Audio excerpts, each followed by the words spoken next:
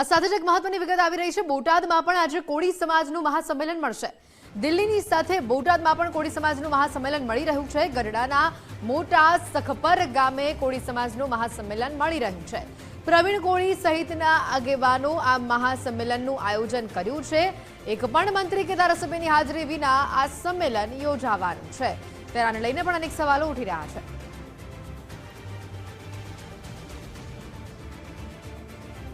ભૂપત ડાભી અખિલ ભારતીય કોળી સમાજના પ્રમુખ આપણી સાથે અહીંયા સીધા જોડાઈ ચૂક્યા છે। તેમની સાથે વાત કરીશું। પહેલા તો સર આપનું સ્વાગત છે। જે પ્રકારે આજે આ સંમેલનનું આયોજન બોટાદ ખાતે કરવામાં આવ્યું છે, શું ઉદ્દેશ્ય, કયા કયા મુદ્દા પર ચર્ચા થશે આ બેઠકની અંદર, સંમેલનની અંદર? આજે બોટાદ જિલ્લાના ગઢડા તાલુકાની અંદર મોટા સખપરની અંદર એક કોળી સમાજનું મહાસંમેલન યોજાઈ રહ્યું છે। આનો ઉદ્દેશ એવો છે કે અવારનવાર સૌરાષ્ટ્રની અંદર જોઈએ તો સૌરાષ્ટ્રની અંદર કોળી સમાજ ઉપર અત્યાચારો, અસામાજિક તત્વો ઉપર મોટા પાયે થઈ રહ્યા છે। એના માટે અમારા નેતા કે આગેવાનો કે કોઈ સંગઠન આના ઉપર કોઈ ધ્યાન નહીં દેતા અમે લોકોએ બોટાદ જિલ્લાના સમસ્ત કોળી સમાજ, ઠાકોર સમાજ હોય કે કોળી સમાજ હોય, બંને સાથે મળી અને એક મહાસંમેલનનું આયોજન કર્યું છે। આ આયોજનની અંદર અમારા જે પડતર માંગણીઓ છે કે જે અવારનવાર અમારી ઉપર ખોટા કેસો થયેલા છે, બીજું કે કોળી અને ઠાકોર નિગમની અંદર જે લોન આપવાની હોય છે તે લોન આપતા નથી અને વાયદા વચન આપી અને લાખ કે 50,000 ની અંદર લોનો આપે છે।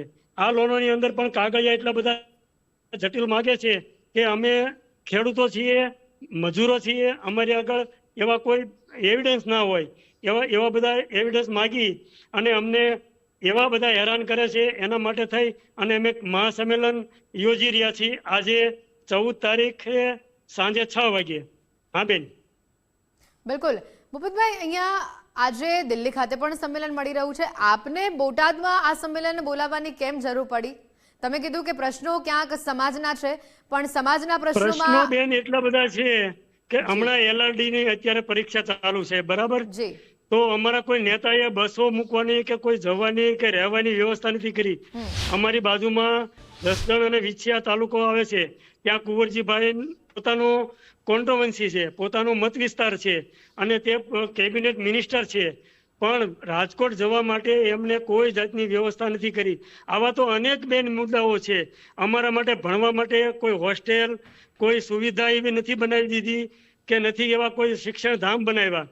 ખાલી વાયદા વચન આપી અને સમાજને ગુમરાહ કરે છે અને આ લોકો પોતાના રોટલા શેકવા માટે દિલ્હી જઈ અને મોટા મોટા અધિવેશનો આપી અને પાર્ટીમાં અને સરકારમાં પોતાની ધાક જમાવવા માટે અને પોતાનો વર્ચસ્વ અને પોતાની ટિકિટો ના કપાય એ માટે આ લોકો મહેનત કરે છે। બાકી સમાજનું આ લોકોને કોઈને કાંઈ પડી નથી। જો પડી હોય તો અમારે અહીંયા બગદાણાની અંદર ઘટના બની, અમારા મોટા સખપરની અંદર એક અમારો જીતેલો ઉમેદવાર જે સમાજમાંથી અમે ચૂંટીને આવેલો આગેવાનને ટાંટિયા ભાંગી નાખ્યા અસામાજિક તત્વોએ, તો પણ આ લોકોએ કોઈ ધ્યાન દીધું નથી। ફોન ઉપરથી વાત કરી કે અમે એસપી ને કીધું છે, ડીઆઈજી ને કીધું છે અને આઈજી ને કર્યું છે, હજુ એક આરોપી પકડાનો નથી। આજ 1 મહિનો ને 1 મહિના ઉપર 15 દિવસ થયા, 1.5 મહિનો આવા થયું છતાં હજુ સુધી આરોપી ના પકડાતા હોય અને આવા મોટા મોટા તાઇફા કરતા હોય તો શું જરૂર છે બેન? શિક્ષણની એટલી બધી જરૂર છે। ગામડાના વિદ્યાર્થી શિક્ષકથી વંચિત રહી જાય છે, શિક્ષણ પૂરેપૂરું મળતું નથી।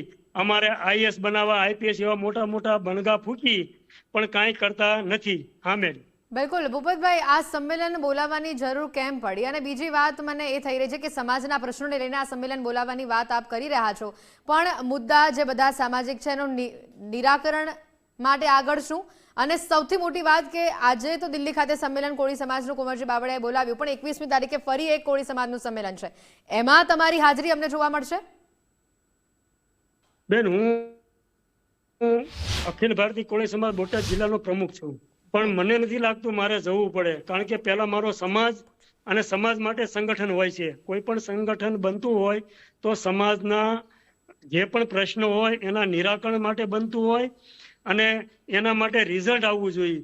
હજુ સુધી રિઝલ્ટ નથી આવ્યું તો શા માટે હું જાઉં, મારો ખર્ચો કરું, એના બદલે હું એક વિદ્યાર્થીને ભણાવું, એની ફી ભરું, 15-20 લાખ કે 25,000 રૂપિયા જે થતા હોય તે હું ભરી તો મને એના માટે સંતોષ થશે. મને ત્યાં દિલ્હીમાં જઈ અને ત્યાં તાળીઓ પાડવામાંથી મને કઈ સંતોષ થશે નહીં કે નહીં મારા સમાજને થાય. જી બેન. ભૂપતભાઈ, ફ્રન્ટ ફૂટ ઉપર હવે એવું જ લાગી રહ્યું છે કે એટલે તમે આડકતરી રીતે તો એવું કહી દીધું કે 21મી તારીખના સંમેલનમાં પણ તમારી હાજરી નહીં જોવા મળે, પણ અહીંયા કોળી સમાજના ફાંટા પડતા પણ જોવા મળી રહ્યા છે. તમારી વાત ભલે સમાજલક્ષી હોય પણ ઈશારો ક્યાંક રાજકારણ તરફ પણ જઈ રહ્યો છે. બેન, સમાજમાં ક્યાંય ફાટા પડવાના નથી. કોળી ઠાકોર બંને એક જ છે અને નીચલો વર્ગ છે જેને ખ્યાલ છે કે આ રાજકારણીયાઓ કોઈનું ભલું કરવાના નથી. હવે અમારે અમારી રીતે જ લડવું પડશે.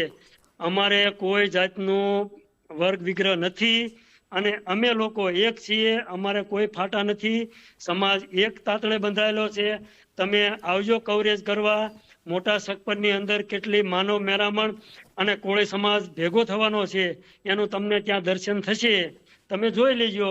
અને દિલ્હીમાં કેટલા ભેગા થાય છે, ગુજરાત ભારતના જેટલા ભેગા નહીં થાય એનાથી 10 ગણા ભેગા અહીંયા મોટા સખપર એવા નાના ગામમાં ભેગા થશે. હાજી બેન. બિલકુલ ભૂપતભાઈ, આભાર ગુજરાત ફર્સ્ટની ટીમ સાથે જોડાવા બદલ.